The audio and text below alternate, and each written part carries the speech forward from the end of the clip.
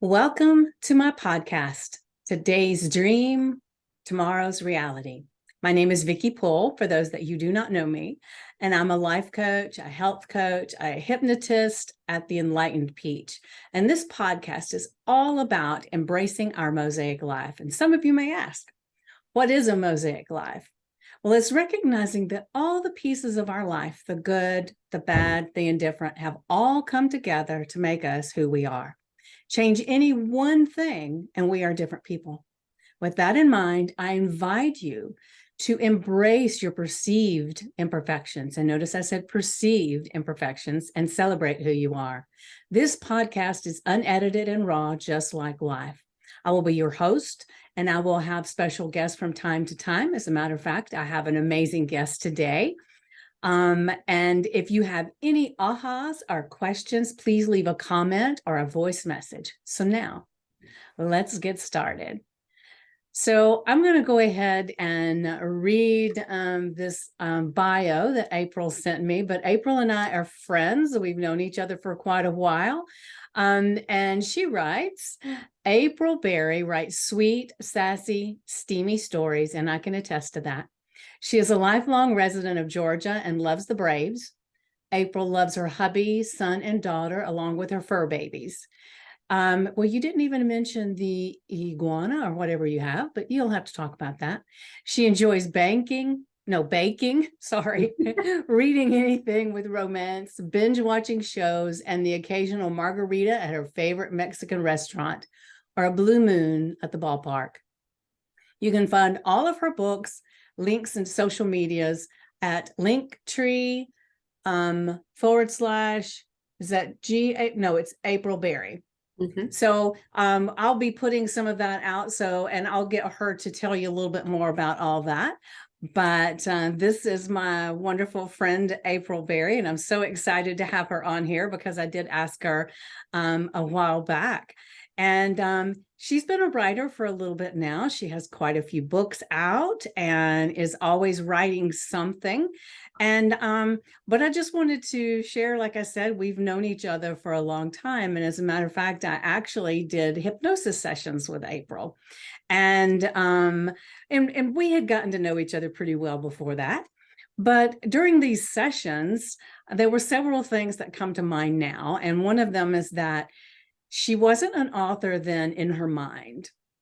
She was an author with her spirit and her talent, but she didn't have it in her mind yet. And that was one of the things she said, I just have this thing about putting this out there right now. And we worked on that. So do you want to talk a little bit about that?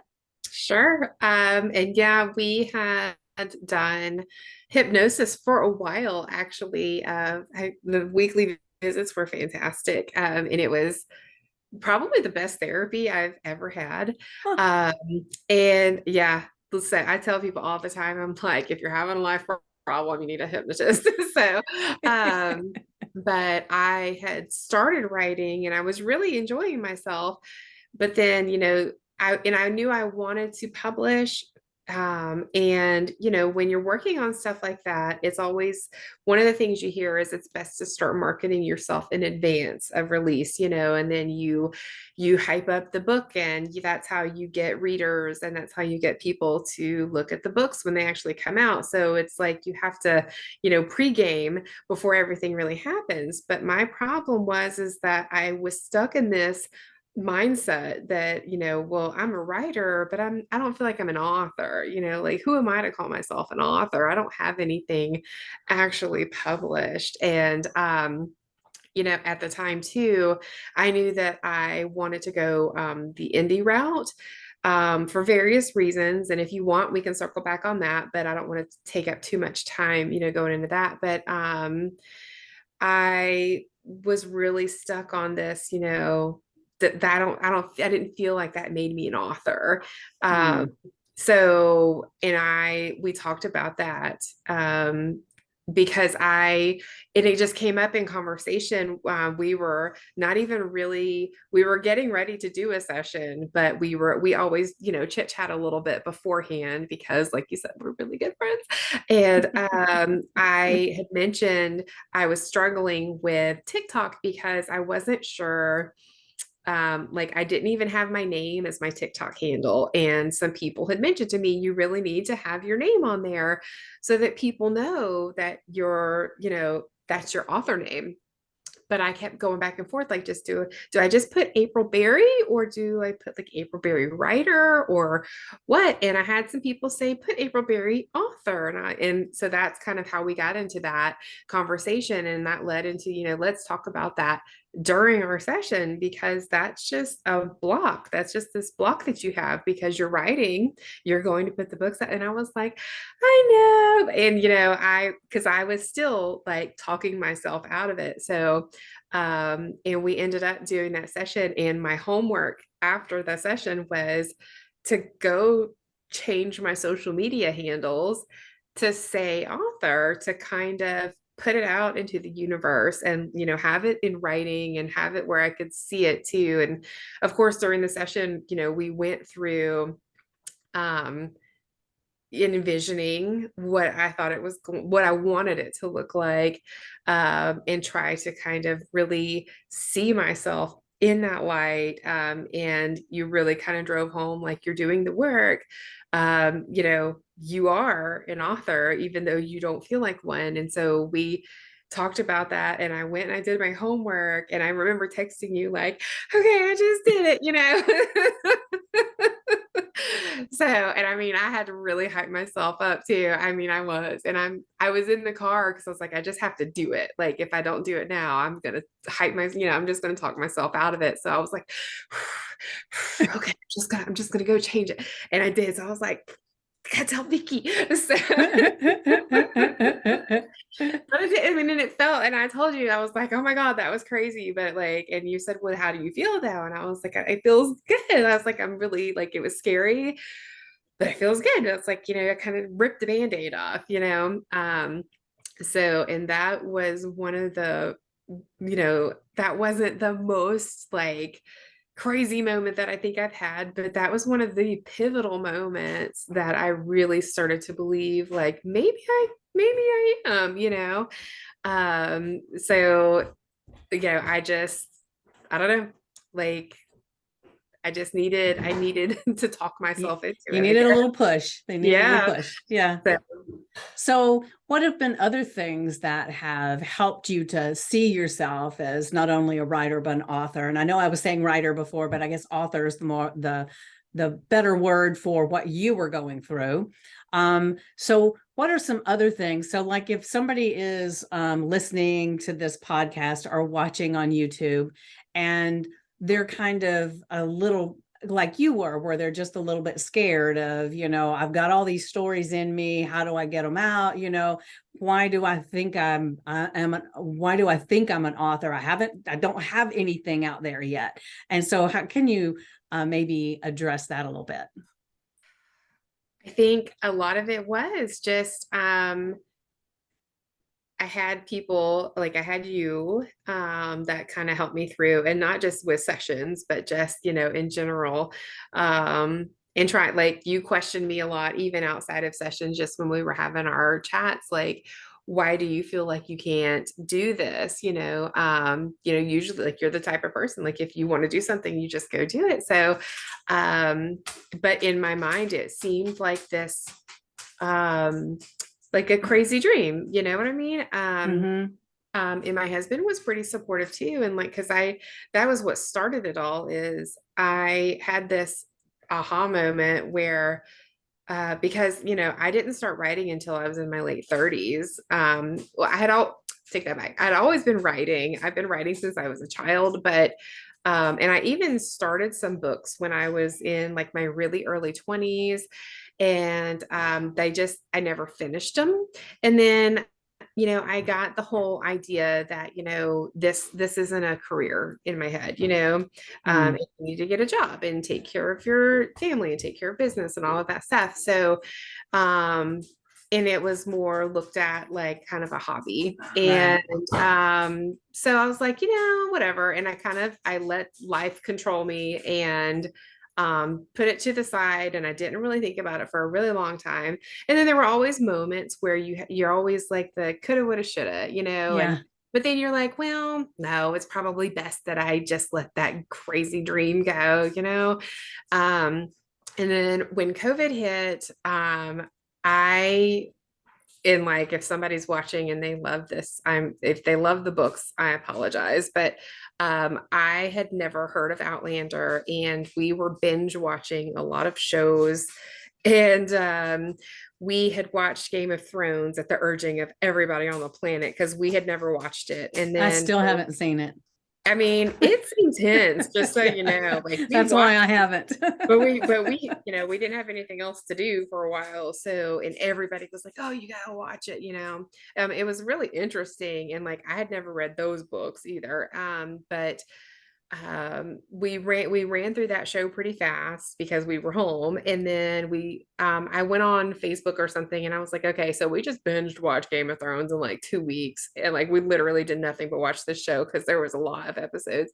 But I was like, we need something else now, like we're addicted to binge watching now. And so one of my other friends was like, watch Outlander, you're welcome. And I was like, it's something we have to watch together though. Like it's couple time. And she was like, there's fighting, There's death. there's some smexy scenes in Yeah. there. And they said there's actually a lot of history. And I was like, oh, history? Yes, because my husband is a history buff. But I was like, romance? Yes, give me all of that. So we binged watched that. And at the time, there was only like 5 seasons out, I think, but we binged watched it. And I then went down this rabbit hole. And I had the library app on my phone because the library was closed, but you could still use like the Libby and the Hoopla apps. So I did read the books after the fact. And then, because I realized then they were based off of these books written by Diana Gabaldon. Then I read the books, and then like I went down this other like YouTube rabbit hole and Google rabbit hole looking up Diana Gabaldon, who was the author. And I was watching one of her interviews, and I realized she was 36 when she had wrote Outlander. And I was like, oh my God. Like It's not too late. I was sitting right here where I am right now. But my husband was sitting next to me watching TV or something. And I went, and he was like, what? Oh my God. And I was like, Diana Gabaldon was 36. And he was like, who? Because he didn't go down the crazy rabbit hole like I did. Yeah, yeah. He enjoyed the show with me. That's kind of where it stops. And so I'm explaining this to him, and he was like, okay, congratulations that you found that. And he was like, and I was like, no, you don't understand. I was like, it's not too late. And he was like, what do you mean? And I was like, I could write a book because I was 38 at the time. And he was like, okay. And I was like, no, I'm serious. And he was like, so am I, then do it. And I was like, well, I will. And so I like clicked out of the YouTube video or whatever, and I opened up a document and I just started typing some stuff, and the rest was history. So, but that's the thing. So I started writing, and I got like really obsessive about writing the story. And all it was is I was like, I didn't even really know what I was doing. And I didn't know what I was going to do with it at the time because I didn't even start looking into like publishing routes and marketing and all of that stuff. I was just like, I'm going to write a book. Like that's started as I'm going to write a book, period. I'm not too old. I'm going to do this. So I wrote the book, and it's and that's what I always tell people now. Like people are always like, what's some advice that you would give to a new writer? And I'm like, write the book that you want to read. Just write it for you. You don't have a contract. You don't have anybody controlling anything. Just write the book that you want to read, write the story that you want to write, and don't worry about everything else just yet. Because even though like I mean all books have an audience no matter what kind of book it is, the fact that the key thing is just finding those people. But if you want to read this book and if you find this story interesting, chances are somebody else is out there looking for this book to read. um and it's not going to be perfect, and you don't worry about the editing and the grammar and the spelling and all that stuff. Like my rough drafts are rough. So and they still are, but that's why we edit, and that's why we get other people to look at it for us so that we can clean it up and make it actually readable to everybody else. But it was this really fun thing that I did. And then it became scary though when I just, because like I knew I wanted to put it out there, but it's a scary thing because you literally, it's this fictional thing that you make up in your brain, and you're like, were people going to think that I'm crazy, and even if they don't think you're crazy, you're like, what if everybody hates it, because Mm-hmm. um it's the inner workings of your mind on paper for everybody to judge. And so it's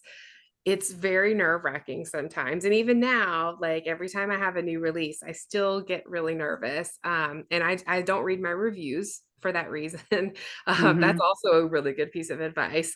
Don't read your reviews. Like you'll want to, but don't do it. Even because even the good ones sometimes, if somebody makes a comment about a character that like they interpreted it a different way than you meant, even though they loved it, like you're kind of like, well, how did I mess that up? Um, Yeah. so I just don't read them at all. Reviews are really for other readers anyway. But yeah, so it was just this crazy, weird chain of events that happened and later in life. And that is my favorite thing to tell about the story is like I was 38 when I started writing, and I was 39 when I published the first one, I think. And ever since, it's like potato chips, like you can't just have one. Like once you've Yeah. done it once or twice, it really it can become very addicting, I think, because it's like, you go to your little mind palace and you can escape everything around you, and do make up this whole little world and this whole little series of events and stuff. And especially when you start to get readers and people like it and they're tagging you on social media and holding up your book, it's a little bit of a dopamine rush for sure. So yeah, Yeah. it can get a little addicting, which also, I mean, it can consume you sometimes, so you have to really learn how to balance that out a little bit, Right. because you chase that feeling, you know what I mean? So Mm-hmm. Well, yeah. I've seen people on TikTok with your book and talking about it and putting you in the side by side and all that stuff. So, you want to talk a little bit about your TikTok, especially because that's where you do most of your marketing, so to speak, right? I do. And it's just like I had my Facebook page. And I mean, I'm an elder millennial, so of course Facebook was kind of my jam. And I have Instagram too, but Instagram is hard for me because I'm not very I'm just not really good with like tech and stuff. And I can't make like the pretty pictures, and like I am not a Pinterest gal. And Instagram is full of it's very beautiful curated pictures. That's what Instagram is. You're posting pictures usually. So I just haven't mastered eye-catching photos of things. So I find that one to be a little more intimidating for me. And when I finally got a TikTok account, um I really loved it because it was perfectly fine for me just to like put up a 60-second video, be in my normal hot self, hot mess self, and everybody liked it. Whereas I felt like on Instagram and Facebook, you post your pictures and you put like a little dialogue in there, and you're going back and you're editing everything, and you're like, does that sound stupid? And you second guess yourself and you're trying to make it perfect.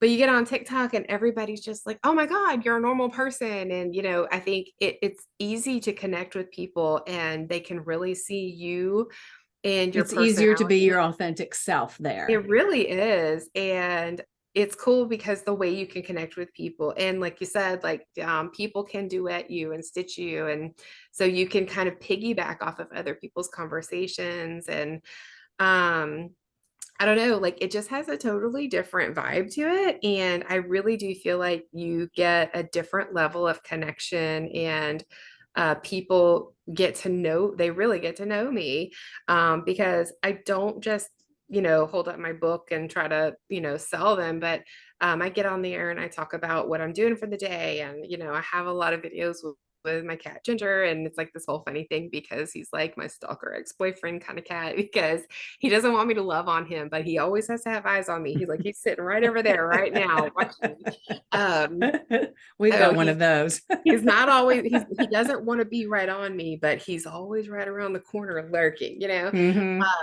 But and then I talk about my kids, and like I have the son who does band, and that's like a whole job in itself. So and I talk a lot about my writing process, and I share like little nuggets of where I'm at and what I'm doing. And, I talk about like, I won't divulge any information about the books until I'm done, but I'll be like, oh my gosh, I wrote the most intense scene, and I made myself cry a little bit, So, and people love that because they want to be part of the process, even though they're not the creator. Like I feel like the readers really love to feel like they're on that journey with you, sort of, Hmm. and I love that, Yeah. because that's the thing. Like, I wrote that first one just to see if I could do it, really. But then once you start to get readers and you realize that people enjoy it, it is like you start to write for them, um, because it's like, you're an entertainer, Right. and so you're like, okay, I got to give the people what they want. So, and so when you can take them along for the ride, I think it's really cool for both parties. Yeah, yeah. I've seen quite a lot of your videos for a while. I haven't had TikTok, and I've got all kinds of reasons for that. None of them to do with TikTok itself, but but so I haven't seen any lately. But I'm about to download it onto this new phone, and that's an indicator. There, it's the new phone. Is why I didn't have TikTok. But I Yeah. can't wait to get on there and get kind of caught up on some of your stuff. So one of the things that you had said that just kind of something come up in my head was you said your writing process, that you share things with them. And I will say, I've seen, some people talk about the writing process, and they talk about how they have this board up with the characters, and they have all these different things. And I think if I remember correctly, that is not how you do yours. Yeah, I envy those people Yeah. so much. I'm like, my gosh, your whole life must be so organized, and I'm like a chaos goblin over here. And I learned, and I actually, that's funny because when I first started writing, I did try to talk myself out of it for a hot minute, because I did try to do like a rough little outline or a plot. And when I started writing, the story went completely sideways, and it was nothing like the plot that I had put out. And so in my mind, I was like, I can't even follow my own plot. Like, I suck at this. This is terrible. Who do I think? Why did I think I could do this? Like, see, there's a reason why I quit doing.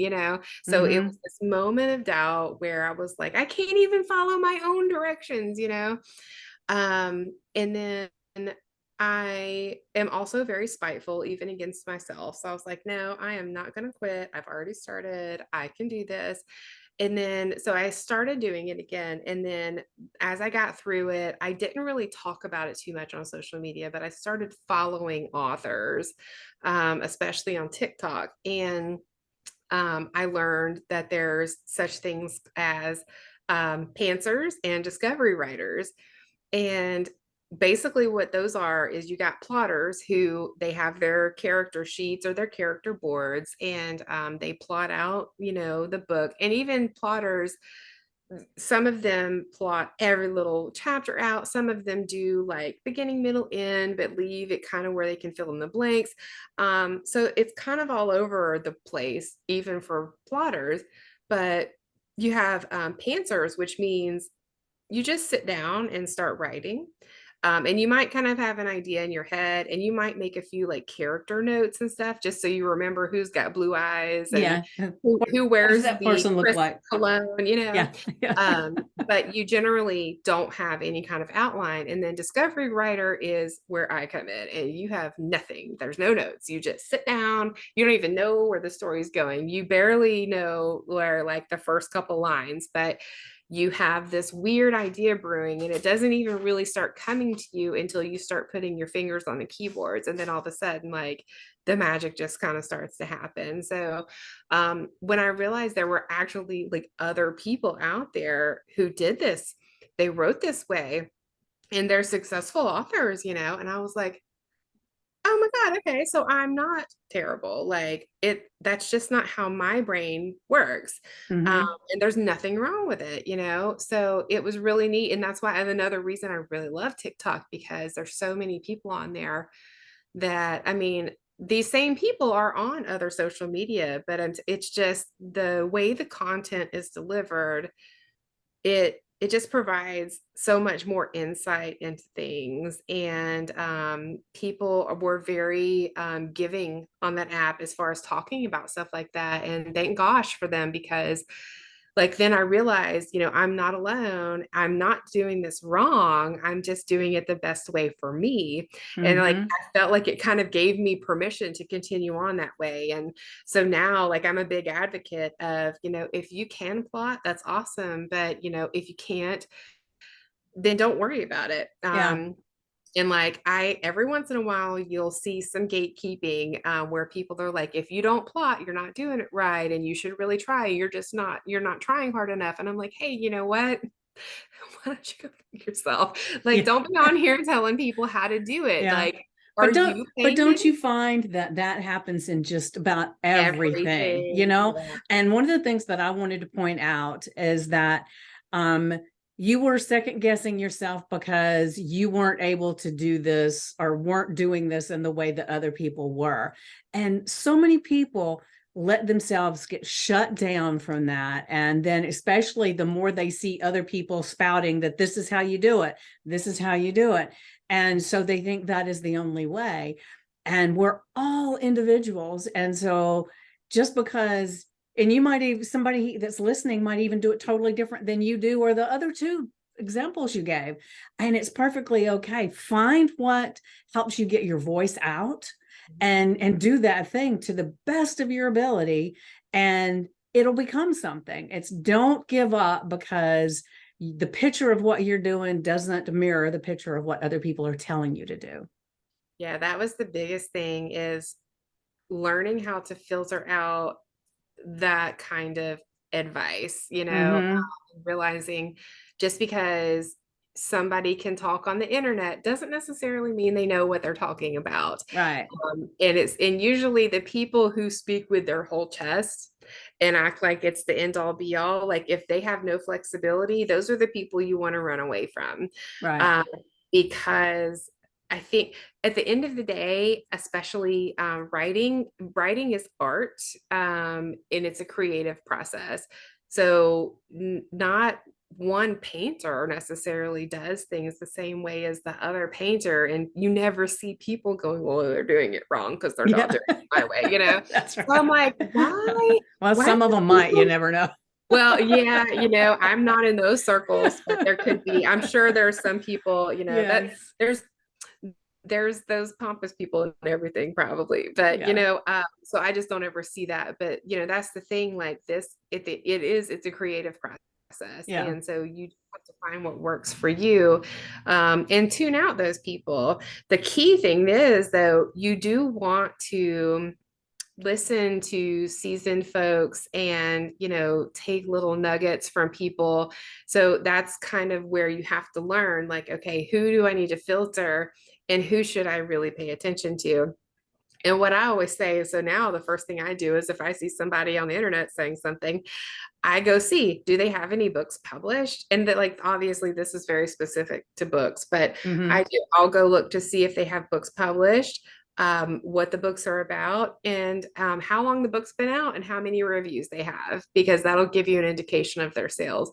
And usually the people who are um, very quick to say, like, this is the only way or this is the right way, usually they don't have anything to back it up. And a lot of times they're trying to sell the program that teaches you how to do it their right way.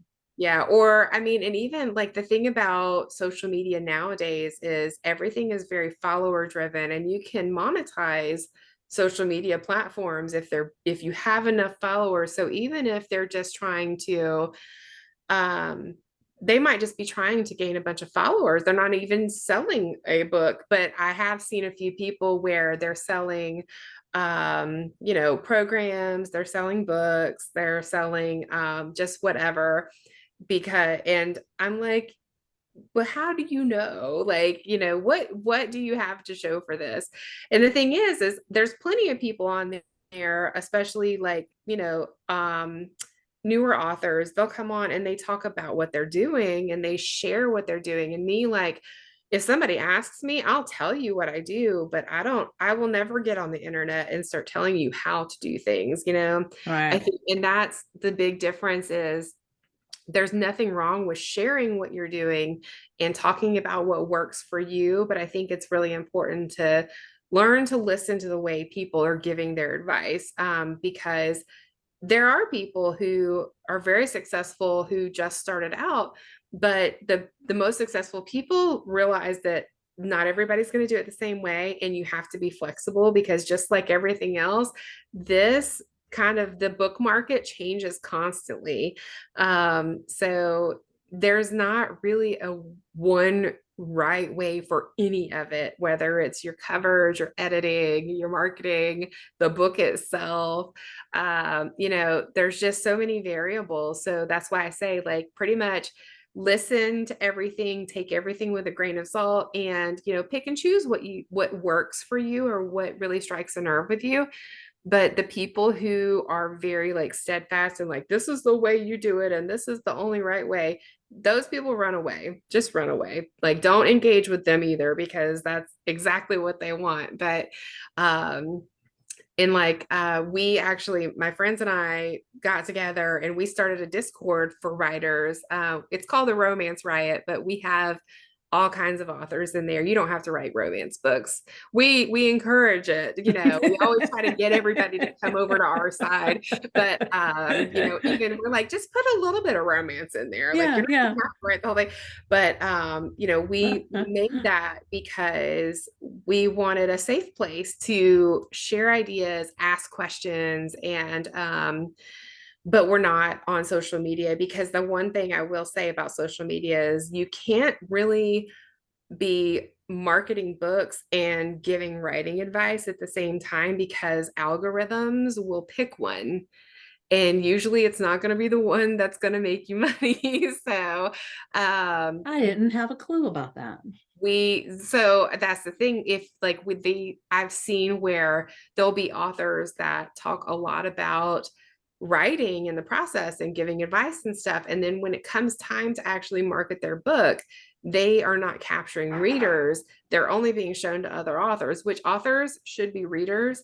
But like, I mean, I know I don't get to read as much as I'd like to. I can only read a couple of books a month because I work and I'm also writing. So, and I don't like to read while I'm drafting my own story, because I don't want somebody else's voice to bleed into my books. Right. Um, because I'm very impressionable. Like, so, and that's just something I know about myself. Like, all of my favorite books, if I tried to read them at the same time I was writing, yeah, they would sound all like my favorite authors. Yeah, yeah. So, and that's just another thing, like, you have to find what works for you. But, so when you're only ever talking to other authors and not really talking to readers, it becomes a problem when you're trying to sell your books. And I mean, I love sharing my books, but at the end of the day, like, the end goal is like to sell enough books to be able to quit working and just write all the time and, go to Braves games whenever I want to. That's right. Well, you're getting there. You're getting there. Yeah. So, how many books do you have out right now? That's an excellent question. It's somewhere in the ballpark of 12 to 14, but I don't even know And you for got sure. some that are joint ventures with other people, right? Yeah. Well, so all the anthologies that I was participating in have recently come down. When you do anthologies, they're usually like a 90-day run. Okay. I do have a secret project that I am working on that probably, I think we're trying to have it ready in January for publication, but um, that's still, I feel like January. I'm not 100% certain there, but again, it's Doesn't still, it feel good to say you've got a secret project? and it's so crazy too. Like I said, I'm gosh, it's so hard not to ruin this, but it's so cool because somebody asked me if I wanted to participate in this. And this person is somebody that I look up to. And she was one of the first people that I really started following. And I had found her books and I was like, oh my God, I love her writing. It's so cool. And it's like, it's simple, but so descriptive. Like, so it's really easy read, but you feel like you're there. And I just really loved all of them. And I didn't really know who she was because, like I said, I hadn't been doing this. Like, I later in life, I decided I was going to write books and just see what happened. And I stumbled, like, of course, I read a few of the books and I found her on TikTok. And then one day on Facebook, I was like, I should look her up there because I hadn't really done a whole lot with my Facebook page, but I was like, when I started to really ramp up, I was like, I need to be better about all of these social medias, start my newsletter, all of that stuff. And I went to Facebook to find her. And this woman has like 200,000 followers. And I was like, oh my God, you've been letting me talk to you like a normal person. And she was like, I am a normal person. What are you talking about? And I was like, no, you're not. No, you're not. I don't care what you say. I was like, holy crap. I was like, how did I not realize that you were like a big damn deal? You know, and she's like, stop being weird. She, you know, she gets to her, she was like, I am a normal person. I was like, no, you're not. And then so then enter new rabbit hole. And so like I did a deep dive on her and she's very renowned author, especially in romance. And she is the coolest lady and very down to earth. But yeah, so we have a little secret project we're working on with several authors, and it was just weird to get to this place, especially after only just a couple of years. Like, my debut will have its second birthday in August, you know? Ah, So, so when we did your when you did your book signing that I went to, how long ago has that been? Because it seems like it's been a long time on one it's been like hand. a year and a half because Yeah, yeah. I didn't do it pre-launch because, you know, leave it to me to do everything backwards. But I know so your way, not backwards. I had I still was so nervous about that first book that I didn't tell anybody. Like I did no marketing. I had talked about it some, but I never told anybody that there was a pre-order up or anything. And then once the pre-order went live and I got my physical copy, I did like opened the package on TikTok and I was like, hey guys, so like this book is available now. And I mean, it was just this really surreal moment, but I was like, you know what? I came this far and I actually did it. The book is live and I haven't even told anybody. So that it was the day after it went live is when my physical copy came. So that's when I told everybody about it. So it was weird. I had a few people, obviously, you know, friends and family picked it up, which that in itself is funny because I see a lot of jokes about romance authors being nervous for friends and family to read their books. But like my mom is the reason I don't use a pen name. She wanted to make sure her friends knew that it was really her daughter who wrote the books. So she wanted bragging rights, basically. Yes, yes, yes. So that's why I don't use a pen. And so you know, I had a few friends and family that picked it up, and of course, they all said they love it. But you know, your friends and family are going to tell you that you're like, I don't trust you at all. So, of course, you're going to say that.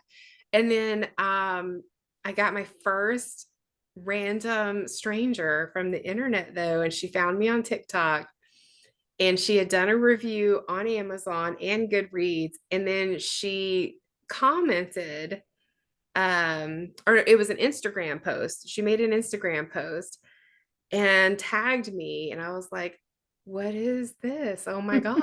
And I was like, who is this? And so I'm like, do I know them from somewhere? And like, because I was just certain that it was somebody that I knew, and it wasn't. And I like just boohooed over that. Like it was happy tears, but I was just like, oh my God, a stranger on the internet just gave me 5 stars. Like that's so crazy. And and I was so excited to get like those first 10 reviews, and so that first stranger was just crazy. And she still gets all of my books.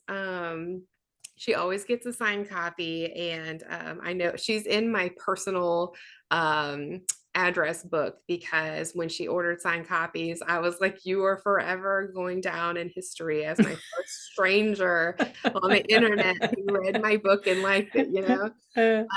So I just love her, and she's still just as excited about every release, and I love it. It's just crazy to think that, and then so it actually started catching traction a little bit, and then I got the idea for another book, and that was also interesting because I had actually started writing something else, went to see you.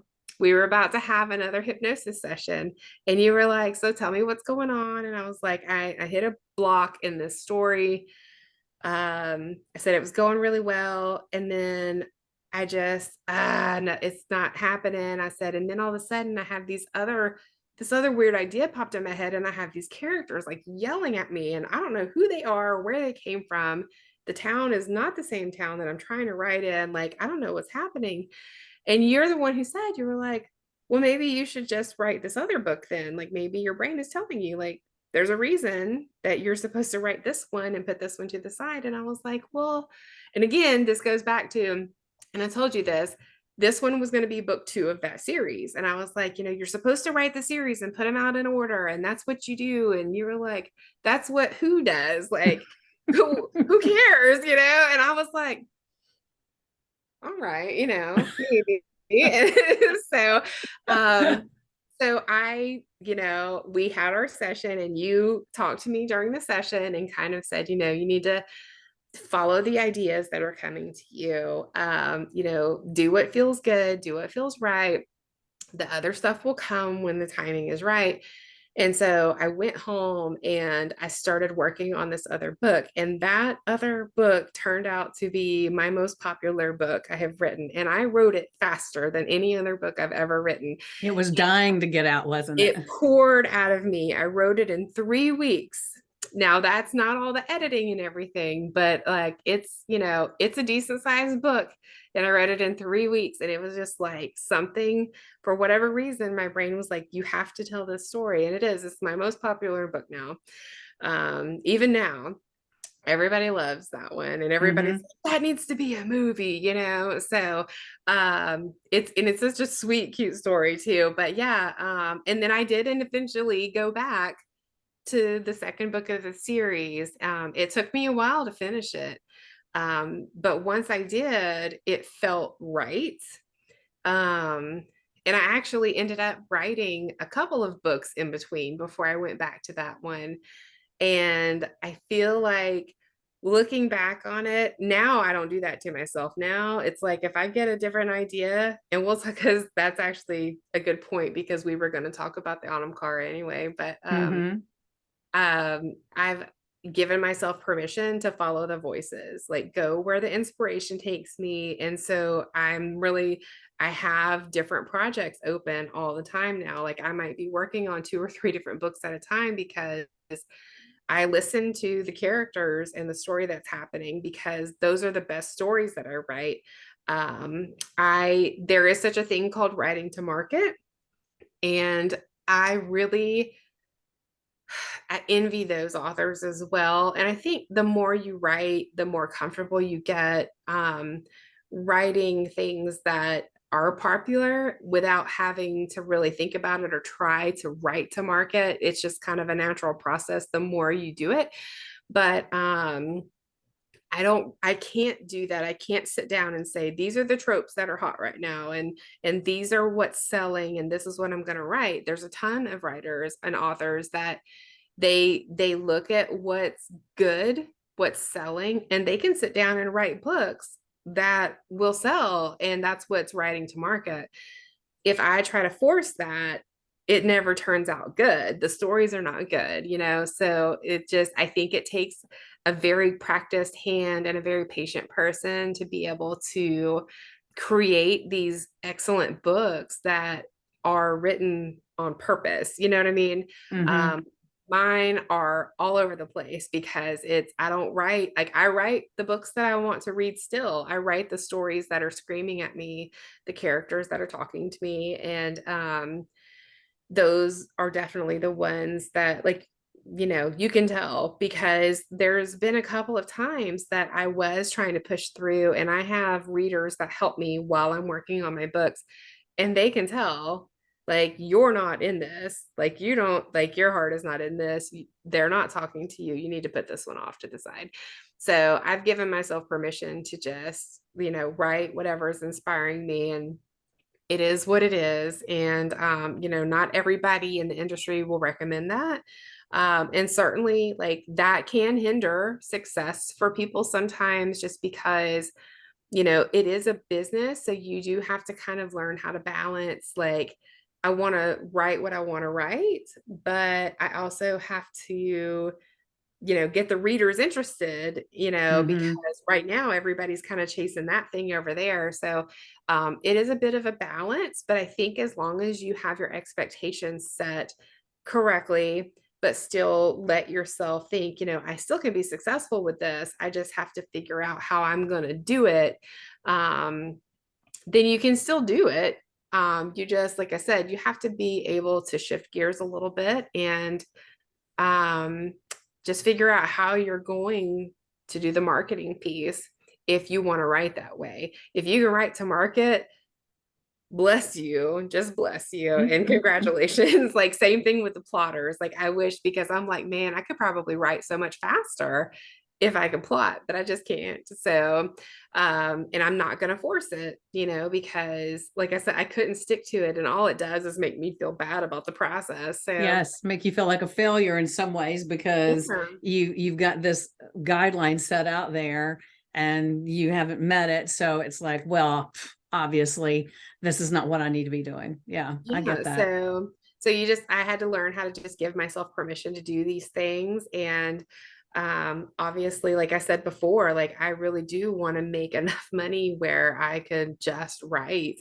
And I would love to be able to retire my husband too.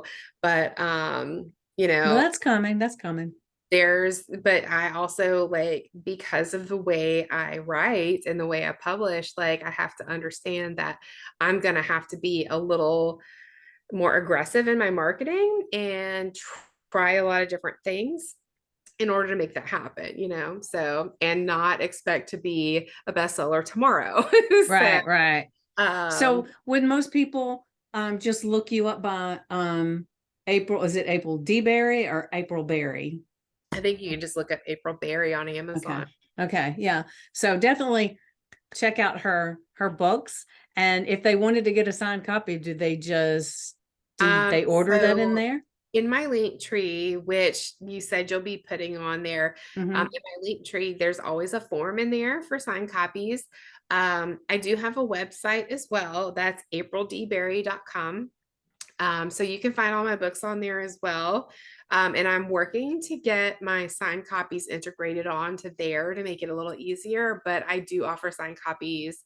And there's a form in my link tree for that too. Yes.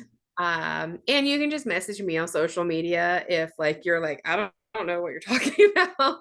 I always answer my messages. I love getting reader messages too. So I know people are always nervous. And I'm like, first of all, I'm a normal person. Don't be nervous about messaging me. And it literally makes my day when somebody messages me about my books, like, especially if it's good. And I've even had somebody message me where they wanted to gripe about something in one of my books, but I was like, so what you're saying is you read it though. Like, like, you still bought it though, right? So, like, thank you.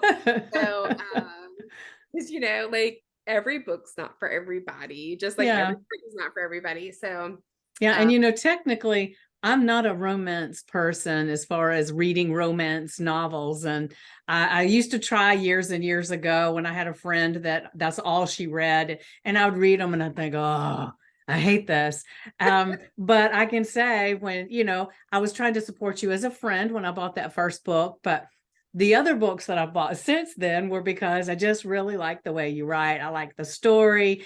I like where it goes. And it's to me, um, the romance novels that I read years ago are so different from what you do. Now, I haven't branched out and read any other romance novels. I've just I stuck can with recommend yours. Do what?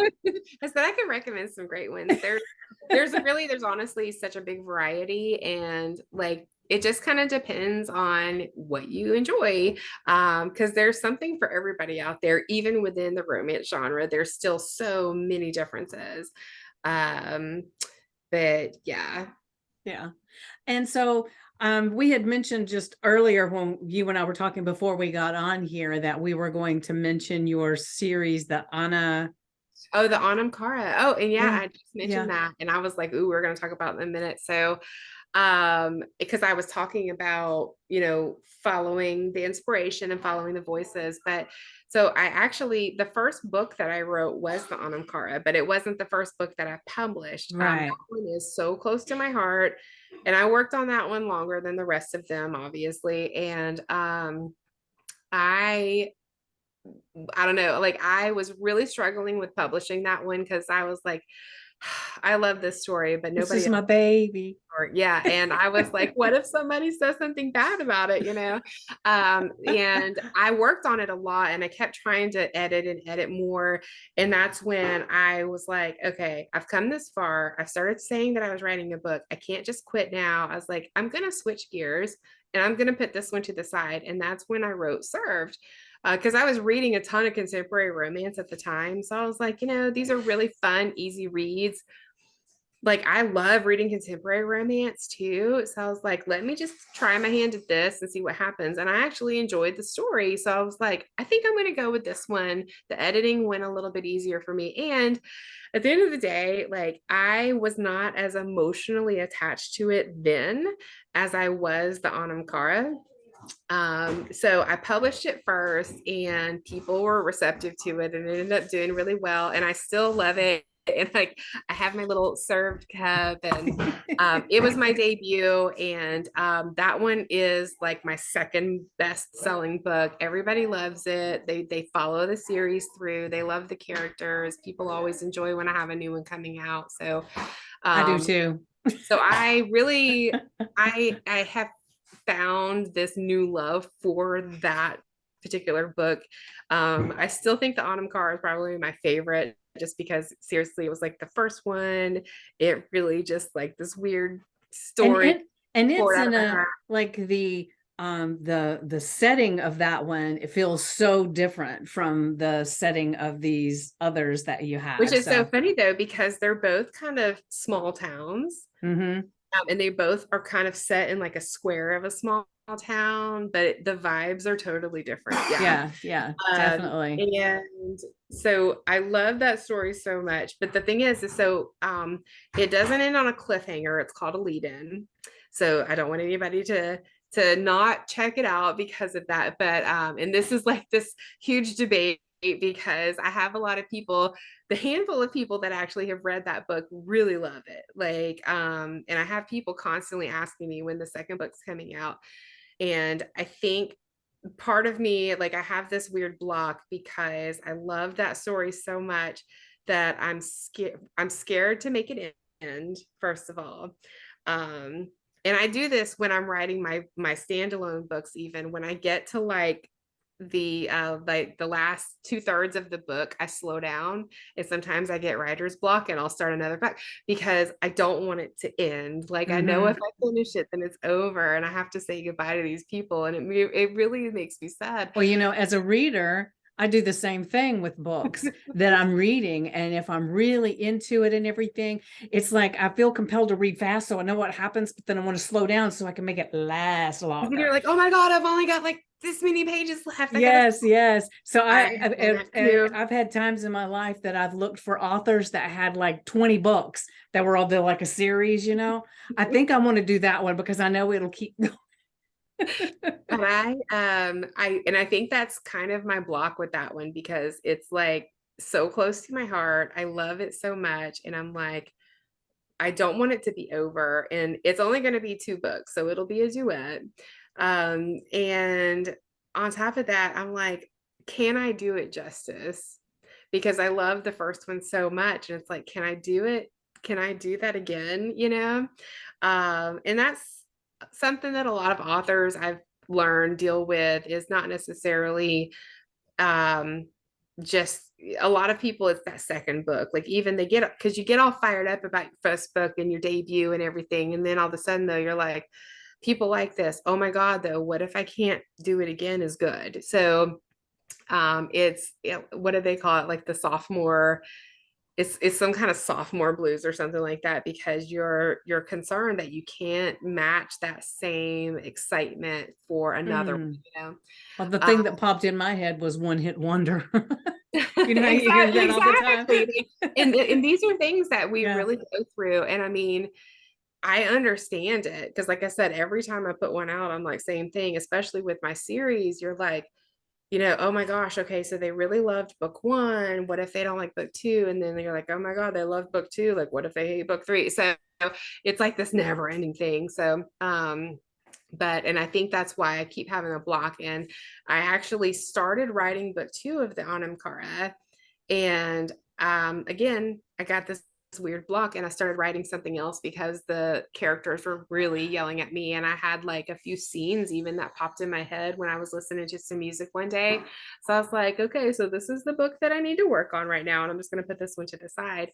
But I am excited to get back to that one. And I keep telling, I have a couple of friends that they're also writers, and we actually met back when I was getting ready to publish the Anam Cara, the first one. And they all love it so much. And they're like, if you put out another book before you write that, I'm going to drive down to Georgia, you know? So they're like, please just write the damn book. And I'm like, you're writers too. I can't even believe you're telling me that, because they know, and they Mhm. all have multiple projects open too, by the way. So yeah, I'm talking to you, Kate Prada. Um, but so I'm hoping to get back to that one because I mean, like I kind of have an idea of where it's going to go, and like I've written the first chapter, and we actually, so we had done the hypnosis thing. And the thing about the first book is without spoiling too much, like there's some past life regression there. There's some reincarnation, and she's got a lot of dreams about these people and places and things that definitely she realizes, she thinks at first they're just dreams, but then over time she realizes these are things that have happened, but they were not in this time, and we were doing hypnosis sessions, and it kind of came up in conversation that you could do past life regression, and how cool would that be? And I was like, I need to do that for research, like, because that is something that I do want to touch on more in the second one, and that, I mean, a lot of writers do things like that where they'll learn a new thing just so they can successfully write about it, and Right. understand it at least. So I was like, yeah, I need to do that because that's going to be in the next story, and it ties in so much to the first story even, um and that was such like an intense experience, and like I remember I was crying while I was under. And you asked me, for a minute, I was like, no, I'm okay. But then finally I was like, no, I'm done. Like, I can't, like, this is really intense. I need to stop. So you walked me out of it, but it was definitely this wild experience, and it sat with me for a really long time. And I still think about it sometimes. And I have like little flashes even. And I think there's just something like, especially when you're creative, and then you unlock that part of your brain, you're just going to continue to see things like that. You know what I mean? Yeah. Um, so it was just crazy to go back and see. It was almost like scenes. It was like scenes of a book or scenes of a movie, if you will, I guess. And it wasn't necessarily like this whole linear thing playing out. It was like you have a little quick scene and then you switch and you're kind of somewhere else, you know. But it was a little overwhelming because of how, like, I don't like, is it okay to talk about the process? I don't know Yeah, if you're sure. okay. Because I think I told you this. I was like, I think I might be weird for me because I have this really insane fear of death. And all things death related make me like super uncomfortable. And that's how you do the past life regression though. You start from like you're going to your death and you're walking backwards almost to, you know, and then you go to this place where, you know, you go through a few little bits and pieces, but then you end up, you know, kind of at your deathbed or right there at the time of death. And um, you're walking through how did that happen? And you know, that's the thing. It's not like there's a big note on the wall and they're saying like, you know, this patient had this going on. Yeah. So you're looking around trying to figure out what are the people around you saying. Do you see anything laying around that might indicate what the problem is, or and how do you feel? And I remember feeling like very tight in my chest, and it was like that the whole way through. And so we were like, okay, so apparently like I have died before from some sort of probably like pneumonia or just some kind of like lung issues or breathing issues, you know. Which is funny because like I mean when like I've never been like diagnosed with asthma or anything, but every once in a while I get some weird breathing stuff. And especially like when the pollen is bad, like that's something that kicks up for me is I have a hard time breathing. And then with my anxiety, when it kicks up, that's the first thing that really hits me is it's very tight in the chest and hard to breathe, you know. And that's the thing now that I'm older and I understand that's what's happening to me. I realize this is an anxiety attack and it's going to be okay. And I have to like walk myself through it. But, you know, when you're younger and you don't know what that is, it's really scary sensation. So, and that's the thing though, I walked out of there. And so we didn't really get time to touch on everything and what exactly was going on. But it was though, I mean, and I wasn't, it was a weird feeling because I wasn't like scared and I wasn't necessarily like really sad. It was just very overwhelming feeling. Um, Hmm. Especially the last one that we went to. I actually, you know, it was sad. Everyone around me seemed to be kind of sad, but and that was the thing, like it was, you know, I knew it was about to end, and but I could feel the love of everybody around me. Um, so it was just a weird sensation. Like I don't even know how else to describe it, which is terrible because I'm telling you people that I'm a writer, but but Well, when it you was write it, about it, you'll know all the nuances to say. I tell you all the time, I'll be talking to my mom and I'll be trying to tell her something, and she's like, what? And I'm like, never mind, you know, because it doesn't make any sense, but I can sit down and write a whole book, you know? So I guess like the writing Yeah. aspect of it is just a little bit easier for me. But I remember that sensation, like of feeling really loved. And I knew that people around me were sad, but I wasn't it was like I knew that I was ready to go. But and I was sad that they were sad. So it was just kind of overwhelming though, being at that moment, you know, in a previous life and knowing that that was what's about to happen too. But just knowing that like obviously I did have people that loved me. So And don't you feel which like that going through that process of that life and everything, it gives you some kind of insight of something that'll help you coming forward back into this life?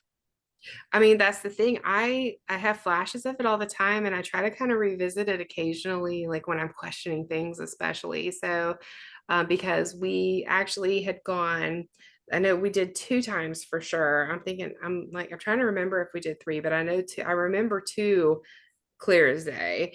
And the first one was a little more depressing. Yeah. And so that's the thing. They were very stark in contrast, to each other. And because one, I seemed to be like a very like desolate, poor person, and I didn't have a lot of family around. There was somebody else there with me, like a child, and I can't remember what I said at the time, but I mean, it was either like like a younger sibling or a younger child or something, and very just like dilapidated little shack that we were in, and I was dying, and so it was sad because I was worried about this other person with me and how were they going to take care of themselves, and just like the condition of everything was just sad. And then you go to the next one and it was more of like this grand manor, and it was very lovely and regal, and um I was in this really beautiful bed that was ornate, and like I said, I had family around me, and people were they weren't mourning yet, but they were getting prepared to mourn. And so they were sad, but they were with me. And so it was like this really huge difference between the two. So I always sit there and try to figure out like, why were they so different, and so how can I tie that into now? And I always, and I still wonder, like, because like I really want to do it again sometime, but I don't know. Well, we'll do it. We'll do it. It's a Because date. I'm like, there has to be more. So it's like, me, I'm like, I need to know everything, because like I feel like I'm still missing pieces in a way, because I'm like, how does everything tie together? So like I'm still always trying to figure out like what is the message between these two different things, because I feel like, you know, I don't know if I believe that like you're gonna be, um tortured or whatever in your next life for the things that you did bad in the last one, but I think that you do try to learn different lessons and do Hmm. things better, and be better, Right. and so that's kind of where everything, you're like, okay. And it also makes you wonder, like, okay, did I deserve that bad life that I had, or was that just some sort of test, to prepare me for the future, because like you don't, like, you could just keep over and over and over, and so Yeah. you don't know, like how many times have I been here, you know what I mean? So Yep. um, and it's just such a crazy and amazing thing to think about and really like wrap your head around, like that happened, like that was, and who knows exactly how long ago it was. And I know that we walked around, like I was walking around trying to look for things, but Yeah, I remember you being able to find some dates and things like there that were a because I don't couple have of my little notes in things, front of me, so I don't remember right on top of my head. there were a couple of things that we found, but it still was really difficult to really like lock anything in after the fact, because I did some Googling and stuff, but I could never really like tie everything together. So that's why I think too, like there had to have been more that I Hmm. missed out on, or something like that I didn't see. Um, but and so like I think about doing it again all the time, but I'm like, well, one, am I mentally prepared for that? And two, like, when am I going to be able to do that? So Well, and because well, I will we'll say, find time, I'll tell you. And the thing is when you go back, it'll probably be a different life. It'll be, you just have to have it in your mind, the one that's going to give me the most benefit to know right now, and then you go to that one. And so it's just like an open vessel, of where you go. So now you are in the process of writing the book too, right? Or have well, you I already? started it, but I'm working on something else right now, because just like I was saying before, when I hit a block, I don't stop writing. I just stop writing that one. And I follow the voices. So I'm working on something else right now, and it's coming along really well. And this one is a lot, it's different than the Anam Cara, but it's still it has a lot of like the paranormal elements like the Anam Cara does. So I feel like I might be in a better mindset to work on it when I'm done with this one. Um, and I've been revisiting my playlist because like I have certain songs that I listen to with every book, and that's how usually a lot of my stories come to my brain. Like I'll just be driving down the road and I'll hear a song and all of a sudden like I have this idea. Well, if you haven't Uh, already, you should be giving everybody a playlist from your book. I have it in some of them. I'm so bad about like putting them with all of them, but I'm trying. I have a couple on like Spotify, and I think I can share the links to them. I just have to Okay. go in there and do it. But I have because I have like served. I have is on there, and then I want to say I had the Autumn car in there. I'm not So 100% you've sure, got but I it on Spotify? know Okay. Well, I'll have to look it because up because I didn't know that. because some of them like I listen to YouTube music and sometimes like I'll hear like I don't necessarily look for songs. Like I wait until a song hits me like, oh, that is great for this book, you know? And so I'll go listen to it a million times. And I listen to it a bunch while I'm writing. And then so I just keep adding to them. So I might listen to the same song halfway through the book, you know, as I'm writing it. So my playlists are not like per chapter or per event, where I have some friends who they really drill it down. Like you could put that playlist on and read the book and it like goes with the Oh, vibe of the wow. book. That's You know, and impressive. I'm like, y'all are like my heroes because I Yeah. can't do that, you know. But I'm like, I give you a few songs that give me the overall vibe. And if you get them in order, you're doing great because I usually just throw them in there like when I think about them. But and even like I'll listen to it again while I'm editing just to kind of stay in the mindset of that story. But yeah, I need to be better about working on that for sure. But I mean, like I said, I am very chaotic with all of this stuff. So I have like the first year I was writing, I put out a ton of books and people were like, oh my God, like how do you write so fast? And I was like, because I literally don't do anything else except write books. So I like at the end of last year, I finally slowed down and then started to focus a little bit more on marketing and the business side and kind of started working. I had a website forever and I just never really did anything with it. And so I finally got my website semi organized and things like that. But so this last like 6 months, 6 to 9 months now, I've tried to focus a little bit more on the business side of things, but I continue to write. It's just been a little bit slower. And then, like I said, with work, it definitely slows it down. But you know, I still am managing to get some done. And once I get to a certain point in the story, like the one I'm writing right now, like things are getting deep. So now like my brain wants to know what's going to happen next. So I'm more motivated to get the words out. So I've been writing a lot after work the last like couple weeks, but like today was like I said, it was like the Mondayest Tuesday ever. And then like I had to cook dinner and get ready to do this. So I was like, yeah, I'm probably not going to write anything tonight. And that was the thing. I was like, I am not going to kill myself over it. Like it's fine, it's cool, no worries, you know. Yeah, Uh, well, I will say, I know you're my friend and everything, but one of the main reasons I wanted to get you on the podcast is because to me, you're amazing. And it is, one of the things that I talk a lot about to people in this podcast, and I created it because I have written some. I have like I don't know how many notebooks with different stories and stuff in there, and I haven't really done anything with them. And I'll put them all away for a while and then I'll pull them back out. And so you're an inspiration to me to get the stuff out and actually play with it a little bit and make it fun.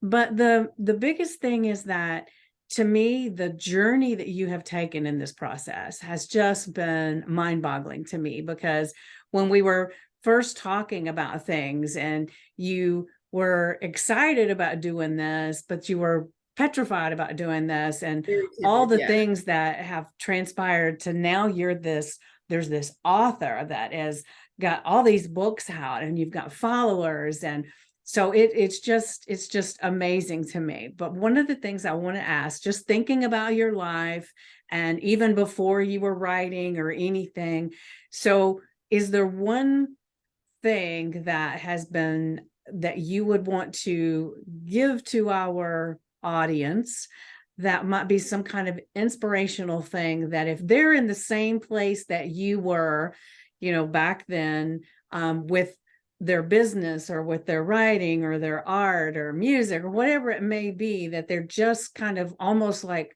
constricted and not able to do anything, what's the one thing that you would want to give them to maybe help them come out of that? Do it afraid. And it's never too late. That's the biggest thing. It's never too late. Um, it might not be easy, but it's never too late. Um, and like I can't speak to everything, but I can say as far as writing goes, like there's no one right way. There's not a timeline, especially when it's your first book. Don't get hung up on, publishing and contracts and everything else. Just write for yourself. See if you just finish it. Just finish it. Yeah. And it doesn't have to be perfect. Like let yourself write this book with all the mistakes and don't care if anybody else is ever going to like it. Just write it to say that you did it. Mm-hmm. Once you're done with it, then you can figure out everything else from there. But I would say just the never too late thing, because I really had talked myself out of it for such a long time, for the better part of my life, my adult life anyway. And I just had this moment where I was like, it's not too late, and it took me seeing another, like a very successful person, um, realizing that they did something later in life and it worked out. And then, when you start to really think about it, there's a ton of people who worked on something later in life and became successful, like Morgan Freeman. Okay, everybody knows who Morgan Freeman is. And he was like in his 50s before he started acting, and look at him now. Like everybody knows who he is. Yeah. Well, when I you think say Samuel later L. in life, Jackson, same way. Yeah. who? Samuel L. Jackson also, I Okay. think, was a little bit older when he started. And they're actors, but I mean, there's examples in so many industries where there were people who just they weren't in their early 20s, doing these phenomenal things. But, and I even think back now, I said, I think that life stood in my way for a reason. Like I would suggest, like if you're in your 20s and you want to write the book. Don't wait. But if you let that time pass you by, don't worry too much about the time that you pass by, but look at it more like now you have all this life experience and you've probably had a gamut of emotions because you've lived all these different experiences. And I think that that probably made me a better writer than I would have been when I was 20 years old. Yeah. So, Well, see, I really feel like, this is a great push for me because I'm not in my 30s. I'm 63 and I've still got which I dozens of still feel books. like is a lie. Like, look at you. How? That's a lie. I need to So see some I ID. still have all these notebooks with all these books that have started, and and I haven't done anything with them. So my goal now is for by this weekend, to pull out some of those notebooks and revisit them and decide which one I'm going to work with. So you can hold me accountable to that. So, Oh, I'll ask you about it now. but I Holy can't do it till the so. weekend. I got too many things going on. Listen, So listen, yeah, that yeah, I yeah. completely understand that for sure. Oh my goodness. Well, this has been such an amazing pleasure as always when I get to speak to you, I love but it it. was definitely a pleasure to share you with my listeners. And so I am very, very grateful for you taking the time tonight and sharing your vulnerability when it comes to all of this stuff, because it was definitely wonderful. And I think there'll be so many people that'll get a piece of inspiration and maybe go ahead and push themselves into a place of action. Just do it. Just do it. Yeah, That's just right. That's right. yeah. Thank you so much for having me. I love hanging out with you, even if it's on a Zoom. I So know. I know. We'll be getting together in person pretty soon, I'm sure. I hope so. I miss you. But Yes. yeah, thanks for having on. And yeah, just like I said, my messages are open, even if like if you don't care about romance books, but you have questions about writing and stuff, like I'm happy to help with what I can offer. Like I said, I don't really do advice, but I can share with you some things that I've done, and maybe point you in the right direction for some resources that could be helpful too, because like anybody can do it. I really think that everybody has a story in them. It's just a matter of whether they're going to do it or not. So, Yes. I will bully you into chasing the dream if you tell me that you want to do it though. So be careful what you wish for. Well, thank you again, April, and everybody that's listening. I'm so glad you're here, and make sure to stay tuned for our next week episode. Thank you.